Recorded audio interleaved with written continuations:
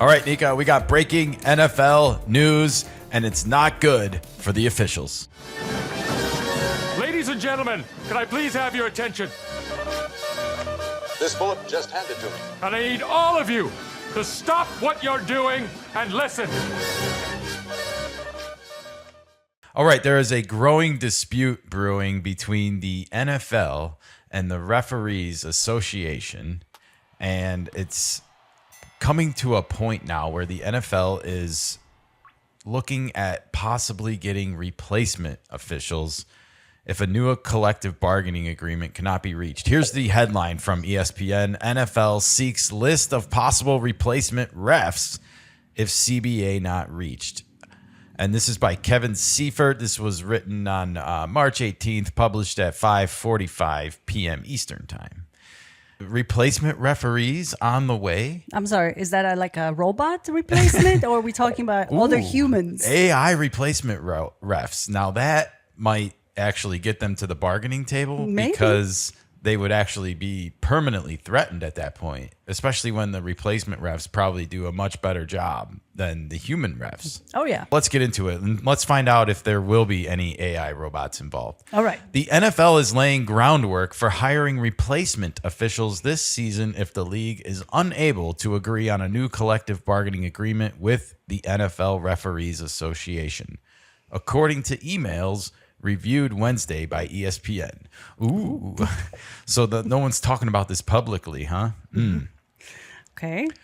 Well, it doesn't sound like AI robots are involved. And boy, oh boy, with the state of NFL officiating right now, replacements going even a step further down. So wait, boy. are we talking about like humans from a minor leaguer stepping up to become a major leaguers? Kind refs? of, yeah, I guess so. Like, are we going to have high school refs out there, college refs? Is that the deal? Like, I mean, what could go wrong? What could go wrong? Oh, there's going to be a lot of committees on the field, isn't there? Like, Yeah. what do we do here, guys? And parents get involved. Anybody from New York want to chime in? Anybody got anything? The game will take longer. The proposed approach is similar to what the NFL carried out during a 2012 lockout of officials, which extended 110 days and ended after the third week of the regular season. Well, that didn't last very long, did Guys, 2 weeks is enough. We gotta end go. this madness now. Yes. The current CBA is due to expire at the end of May. So interesting. It's going to happen pretty quick here.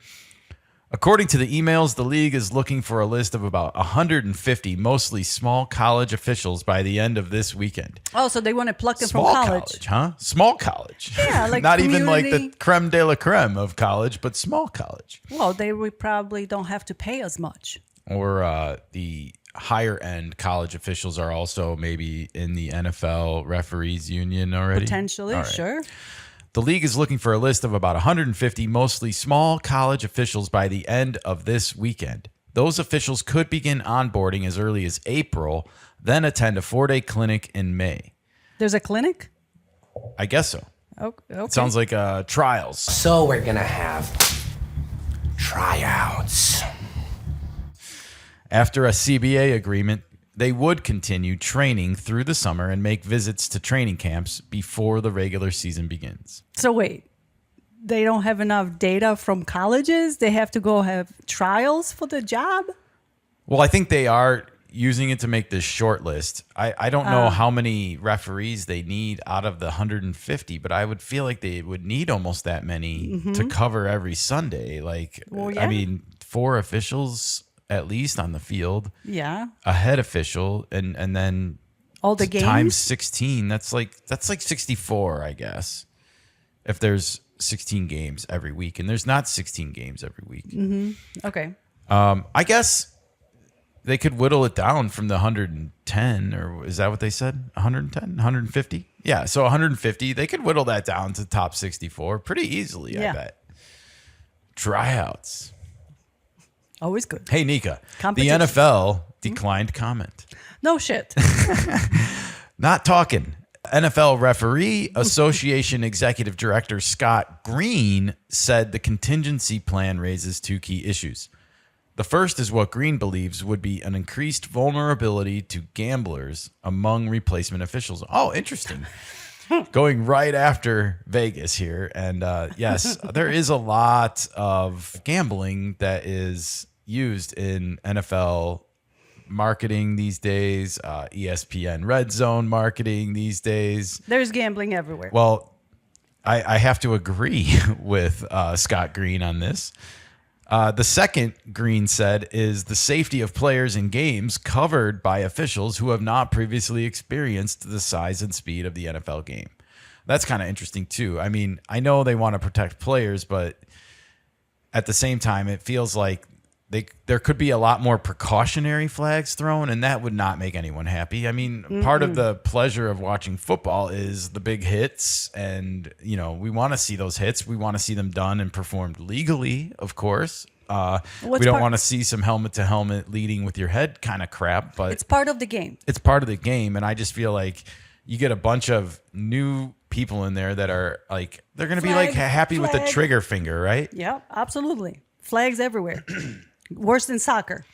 Yeah, it's almost like they have to prove that they belong there by throwing more flags or something. Like, see, we can see these penalties, and it almost is like, no, you're not supposed to throw those penalty flags. Actually, there you go. Frankly, Green said, I'm surprised they would even consider it after 2012. I guess like I said, you see the data yourself. 3 weeks in, they ended this little facade.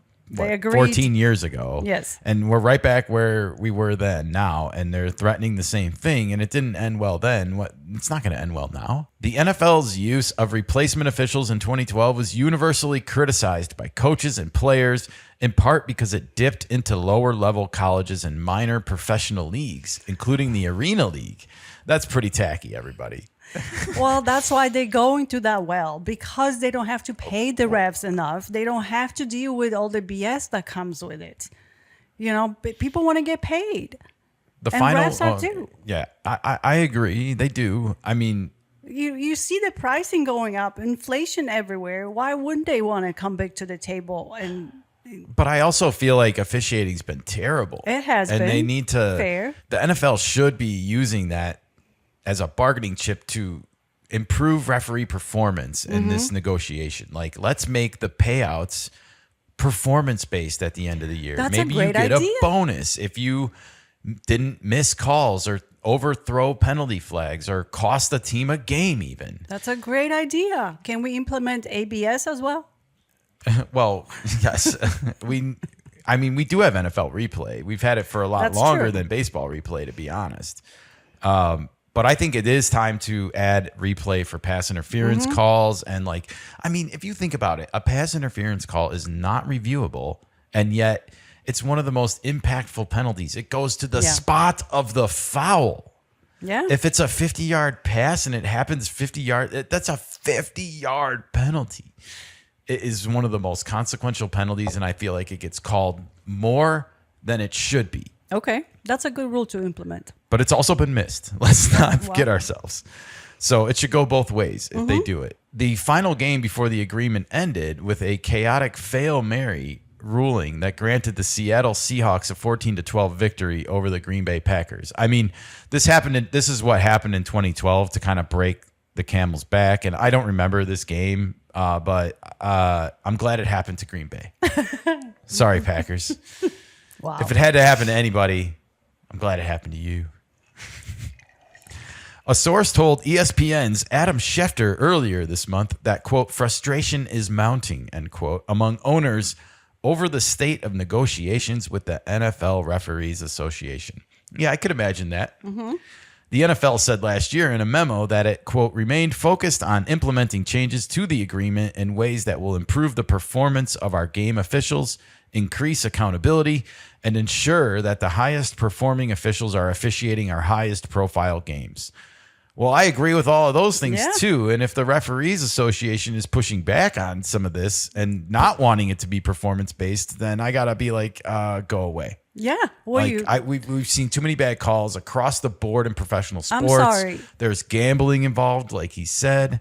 Exactly. And you cannot have it both ways. You can't. And this should be merit based, not DEIs. This should be based on the merit and how well you perform. Absolutely. Absolutely. I can't agree more. We need to have merit based across the board in all industries. Exactly. The NFL Referees Association, however, wants to preserve the status quo or, in some cases, roll back the league's access to working with game officials. Of course they do. That's the sign of a failing organization. Yeah. Anyone that wants to preserve the status quo, it's not been good enough, guys. I don't know who's telling you this or who's tapping you on the shoulder saying, like, it's okay. Like, you guys don't even get interviewed on television after games, and you should have to answer for some of the calls you make. You should. Oh, my gosh, you would crap your pants. You should absolutely answer for the bad calls and the good calls. Get a scorecard at the end and respond to that scorecard. I mean, if some of these journalists were holding officials accountable the way they hold players or coaches accountable, and this goes back to gambling. They wouldn't be able to handle it, Nika. But there's so much money at stake over here when it comes to any sports right now because of the gambling. Yeah. People lose money on the bad calls, and people win a lot of money on bad calls, and that needs to get cleaned up. Well, I want to read the last sentence of this, and it says, Pro Football Talk first reported the league's efforts to pursue a list of possible replacement officials. Is that a college list or name No, list? but it is a nod to Mike Florio, everybody. And you Okay. should always give credit where credit is due in journalism. And I learned that from Mike Florio. So I want to give him credit here for reporting that the league is pursuing this list of replacement officials. I don't know how that works, and according to the emails reviewed Wednesday by ESPN statement from earlier in the article, make of that what you will. I don't know if Mike Florio shared them and ESPN saw them and just used that kind of language or what, but It doesn't matter. it doesn't matter. Nika, what is your thoughts on all of this news about replacement officials? If they're going to be on a merit base, I'm all for it because it has been shitty officiating in the last season. We've seen so many bad calls made. Oh, yeah. Or too Both often. ways, Both against ways. the Bears, for the Bears. It doesn't- You take right. what you get, and, that's sports. But at the end of the day, no one wants to see games decided on bad calls. Yes. We just saw that in the World Baseball Classic. And while it went the USA's way, it doesn't necessarily make you feel warm and fuzzy about the win at the end of it. Right. And I think that's what we want to avoid in all sports. It's And sports. It should be merit based and it should be true to the game.